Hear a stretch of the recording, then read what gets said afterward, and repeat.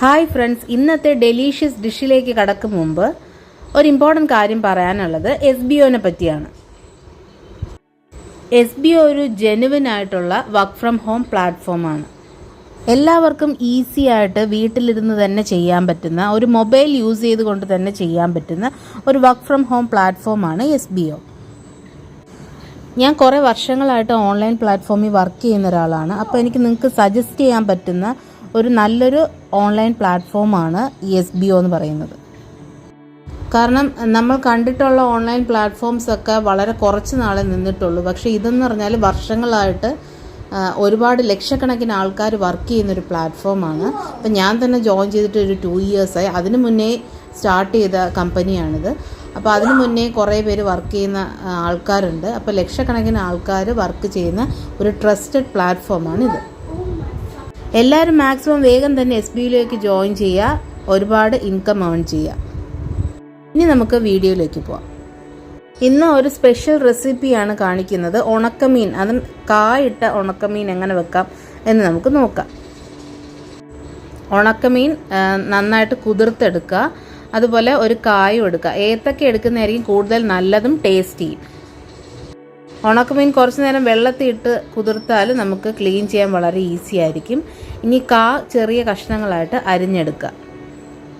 ക്യൂബ്സായിട്ട് അരിഞ്ഞെടുക്കുന്നതിനേക്കാളും കുറച്ച് നീളത്തിന് അരിഞ്ഞെടുക്കുന്നതായിരിക്കും നല്ലത്. ഇനി ഏത്തക്കയാണ് എടുക്കുന്നതെങ്കിൽ നല്ല നീളത്തിന് എടുക്കുക. നമ്മൾ ഈ അവിയലിനൊക്കെ അരിയുന്ന പോലെ നീളത്തിന് എടുക്കുക. ദെൻ കഴുകി വെച്ചിരിക്കുന്ന മീനും കഴുകിയ ഏത്തക്കയും കുറച്ച് പച്ചമുളകും 2-3 പച്ചമുളക് കീറിയതും ആഡ് ചെയ്തിട്ടുണ്ട്. ഇനി ഇതിലേക്ക് ആഡ് ചെയ്യാനുള്ള അരപ്പ് തയ്യാറാക്കാം. 1/2 കപ്പ് തേങ്ങ, ചെറിയ ഉള്ളിയാണ് കുറച്ചും കൂടെ നല്ലത്. ചെറിയ ഉള്ളി ഉണ്ടെങ്കിൽ 4-5 ചെറിയ ഉള്ളി എടുക്കുക, അല്ലെങ്കിൽ സവോള അരിഞ്ഞിടുക. ദെൻ വെളുത്തുള്ളി, 1/4 ടീസ്പൂൺ മഞ്ഞൾപ്പൊടി, 1 ടീസ്പൂൺ മുളക് പൊടി, 1 ടീസ്പൂൺ മല്ലിപ്പൊടി, ഇത്രയും ആഡ് ചെയ്ത് അല്പം വെള്ളം കൂടെ ചേർത്ത് അരച്ചെടുക്കുക.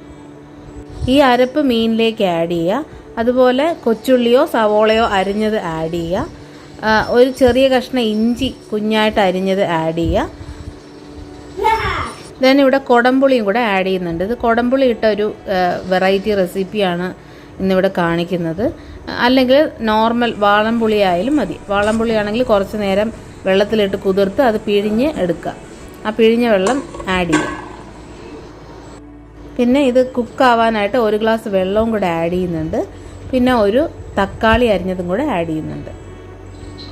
ഇനി നമുക്ക് അടച്ച് വെച്ച് 5 മിനിറ്റ് വേവിക്കാം. അപ്പോൾ നന്നായിട്ട് ബോയിലാവാൻ വേണ്ടിയിട്ട് ഫുൾ ഫ്ലെയിമിലിടുക. ദെൻ ഒന്ന് ബോയിലായി കഴിഞ്ഞ ശേഷം മീഡിയം ഫ്ലെയിമിലോ ലോ ഫ്ലെയിമിലോ ഇട്ട് കുറച്ച് നേരം കുക്കാക്കുക.